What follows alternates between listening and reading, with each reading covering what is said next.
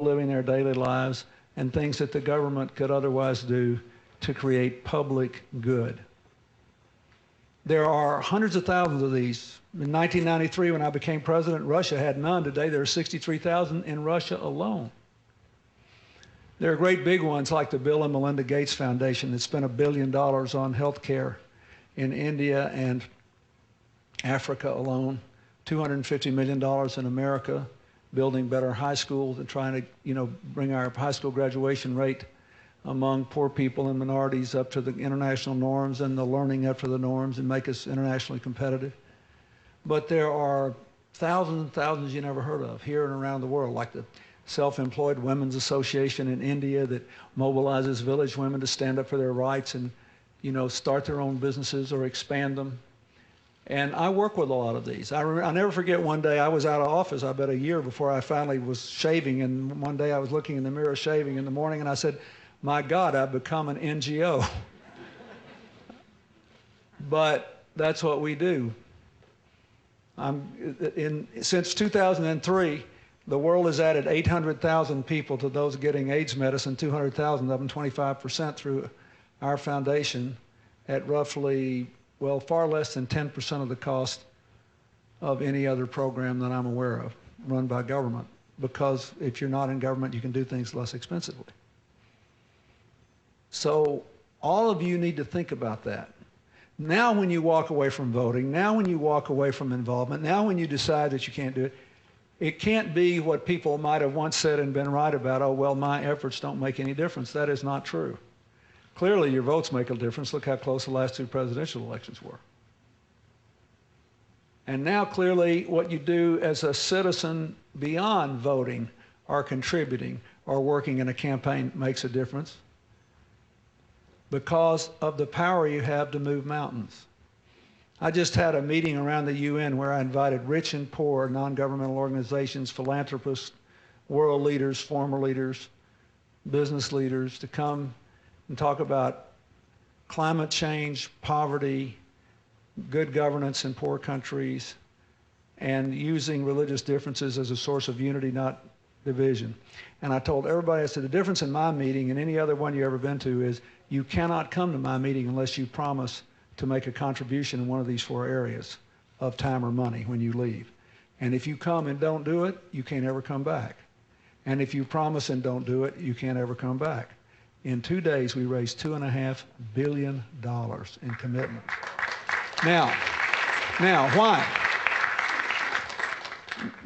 People are dying to be asked to do something. They're dying to be empowered, which is what makes it all the more maddening that you live in an America that led the world into the cell phone age and has the worst cell coverage of any advanced country. Why haven't you done something about that? You live in an America that led the world into the internet age and yet has much slower connections and much less broadband than many other countries. Why aren't you doing something about that? You live in a world in a country where I can put 304 solar cells on the ceiling of my library and cut my electricity usage by 34%, pay the cells off in 2 years, and if my library is up there 100 years, that means I get, for 98 years, I get 1/3 of my electricity for free and reduce my contribution to greenhouse gases by 34%, and we're only generating 4,800 megawatts of electricity in America from solar. Why aren't you doing something about that? We live in a world where we are way behind a lot of other countries in generating energy from wind. We do about 5,000 megawatts from wind. We're about to build a 300 megawatt power plant in New York. Germany does 12,000. Tiny Denmark generates 18% of its entire electricity load from wind. It's now cheaper, wind is cheaper than coal or natural gas. People say, oh, this is all these little pie in the sky things, they don't amount to anything. That's nuts. If we spent 40% of what we spend on gasoline every year, just 40%, increasing our wind capacity for the next 7 years, and 30% of that 40% is going to be spent anyway, in 7 years, we would generate more electricity from wind than nuclear, coal, natural gas, all combined. Don't let anybody tell you you can't do this. Why aren't we doing something about this? We're just going to burn the planet up? You like the fact that it's raining more than ever before? Yeah, nobody can tell you Katrina was caused by global warming, but we do know that the number and severity of weather events is increasing. We do know that in the last decade, in inflation-adjusted dollars, insurance losses were 3 times more than any other decade in history. We do know that we're not creating new high-wage jobs to compete with hundreds of millions of new competitors in India and China. In India alone, over half the software is made. And we know we've got a bird's nest on the ground, as we used to say at home, and literally hundreds of thousands of high-wage jobs begging to be created in a clean energy future. If every American home threw out their old incandescent light bulbs and bought compact fluorescent ones, which cost twice as much but last 10 times as long, we would cut our contributions to greenhouse gases from in-home electricity by 50%. And you would save 25 to 40% a year on your electric bill net after you paid more for the light bulbs.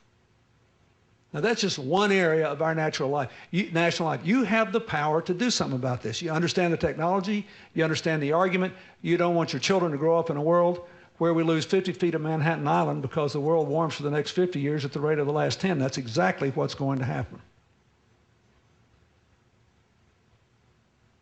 If this store were a little closer to the water, it would be in peril in the next few decades. We live in a world where we know how to end poverty. We know how to do this. We know that government policies play a role in it. Between 1993 and 2001, we had 50% more jobs than in the previous 12 years, but moved 100 times as many people out of poverty. We know how to do this. This is not rocket science. So that's why all this is important. Whether you're Republican or Democrat, liberal or conservative, whether you want government to do more or you think you should do more, the one thing you can't do anymore is to say, there's nothing I can do about this. It is not true. Young people have never had so much ability to control not only their own destiny, but to do public good as private citizens in the whole history of humanity. When Kate's dad left the Senate after the presidential and the vice presidential campaign, he set up a non-governmental organization to study the causes of poverty and what could be done about it. He's a non-governmental organization, just like me.